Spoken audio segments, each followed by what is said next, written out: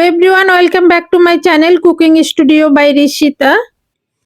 আজকে আমি আপনাদের সাথে বাংলাদেশের হোটেল স্টাইলে তৈরি মোগলাই পরোটা শেয়ার করব। সবার খুব পছন্দের জনপ্রিয় একটি খাবার মোগলাই।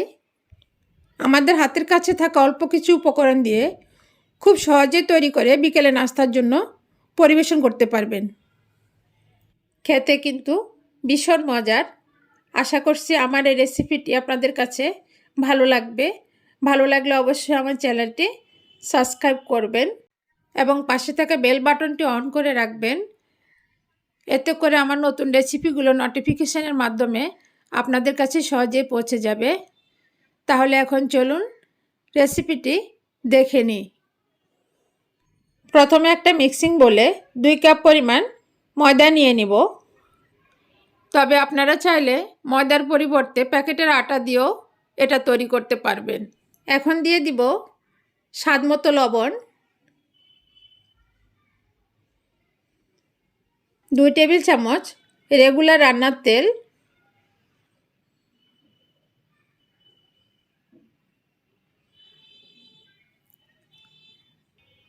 লবণ আর তেল খুব ভালোভাবে ময়দার সাথে মিশিয়ে নিব।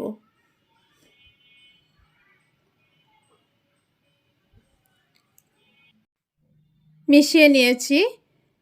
এখন নর্মাল পানি অল্প অল্প করে দিয়ে ময়দার একটা ডো তৈরি করে নিব। পানিটার পরিমাণ আমি বলছি না, কম বেশি লাগতে পারে।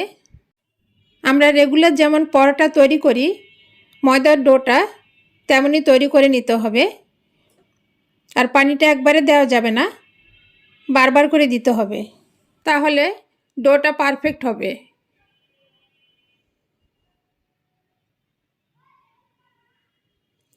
ডোটা তৈরি করে নিয়েছি। এরপর 1 চা চামচ তেল দিয়ে এভাবে মেখে নিব যাতে উপরটা ড্রাই না হয়। তারপর পানি নিংড়ানো ভিজা কাপড় দিয়ে ঢেকে 10 মিনিটের জন্য রেস্টে রেখে দিব। এখন মোগলাইয়ের ভিতরের ফিলিংটা তৈরি করে নিব। এর জন্য একটা মিক্সিং বলে 1 কাপ পেঁয়াজ কুচি নিব,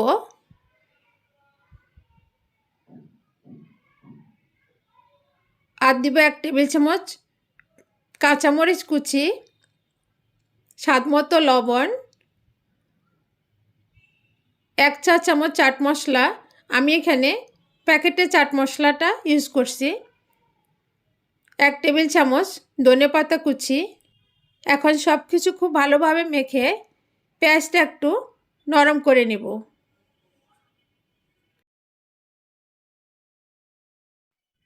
তারপর এর মধ্যে দিয়ে দিব 2টা ডিম। ডিমটা দিয়ে আবারও ভালোভাবে পেঁয়াজের সাথে মিশিয়ে নিব।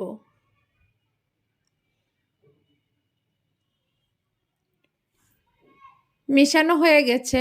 এখন এটা এক সাইডে রেখে দিব। 10 মিনিট পর ময়দার ডোটাও অনেকটা সফট হয়ে গেছে। এখন হাত দিয়ে একটু মথে নিব। তারপর সমানভাবে ভাগ করে 3টে লেচি কেটে নিব। লেচিগুলো আমি একটু বড় করে কেটে নিয়েছি। আপনারা এর থেকে ছোটও করতে পারেন। এখন হাত দিয়ে এভাবে ঘুরিয়ে ঘুরিয়ে গোল শেপ করে নিব।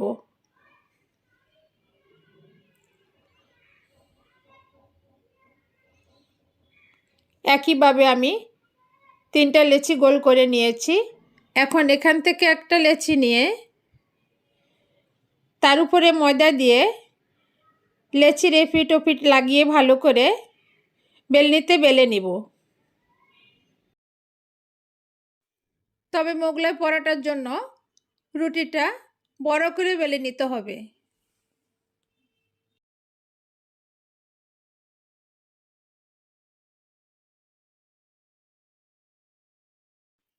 আর থিকনেসটা এরকম হবে। আমরা সাধারণ যেমন রুটি বানাই ঠিক ওই রকমই হবে, শুধু সাইজে বড় হবে। তারপর আগে থেকে তৈরি করা ডিমের মিশ্রণটা রুটির উপর 2 টেবিল চামচ দিয়ে দিব। এরপর এভাবে চামচ দিয়ে রুটির মাঝখানে ছড়িয়ে দিব। রুটির কিছুটা অংশ পাকা রাখতে হবে ভাঁজ করার জন্য।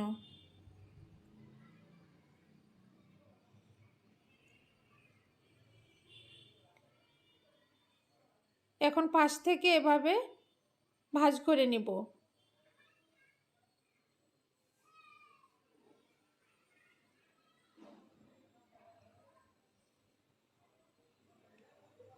একইভাবে এই পাশটাও ভাঁজ করে নেব।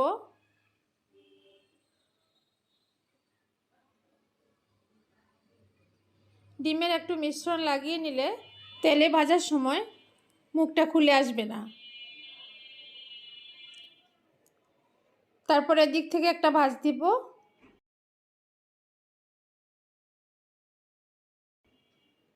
এদিক থেকে একটা ভাঁজ দিব। একইভাবে আমি 3টা মোগলাই তৈরি করে নিব। এখানে ভাজার জন্য আগে থেকে আমি চুলায় প্যান বসিয়ে তেলটা মিডিয়াম হিট করে রেখেছি।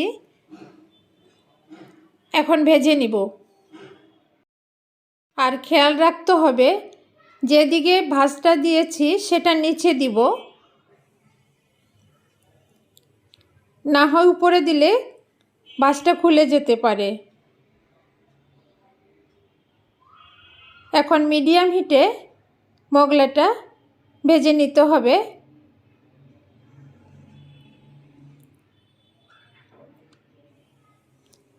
চুলার হিটটা যদি বেশি থাকে তাহলে মোগলাইটা ভালো হবে না, উপরের দিক হয়ে যাবে কিন্তু ভিতরটা কাঁচা থাকতে পারে।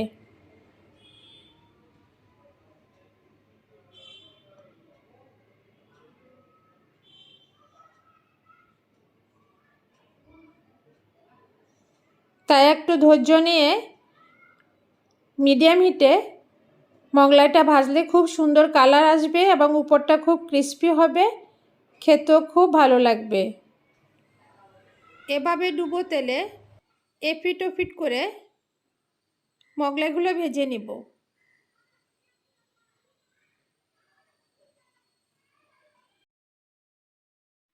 যখন দেখব উপরের দিকটা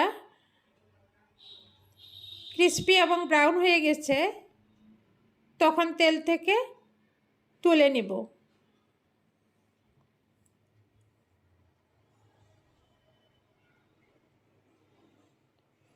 একইভাবে আমি 3টা মোগলাই ভেজে তুলে নিয়েছি। এখন মোগলাইগুলো কিছুটা ঠান্ডা হয়ে গেলে তারপর একটা নাইফ দিয়ে ছোট ছোট করে কেটে একটা সার্ভিং ডিশে তুলে নিব। এতে দেখতে খুবই সুন্দর দেখাবে। তৈরি করে নিয়েছি দারুণ মজার মোগলাই পরোটা। বিকেলে চায়ের আড্ডায় একদম জমে যাবে। আপনারা বাসায় একবার হলো রেসিপিটি ট্রাই করবেন। খুব ক্রিস্পি হয়েছে উপরটা আর ভিতরটা হয়েছে সফট। কালারটা খুবই সুন্দর হয়েছে। আর আমার রেসিপিটা যদি একটু ভালো লেগে থাকে প্লিজ লাইক, কমেন্টস এবং শেয়ার করবেন। সবাইকে অনেক ধন্যবাদ।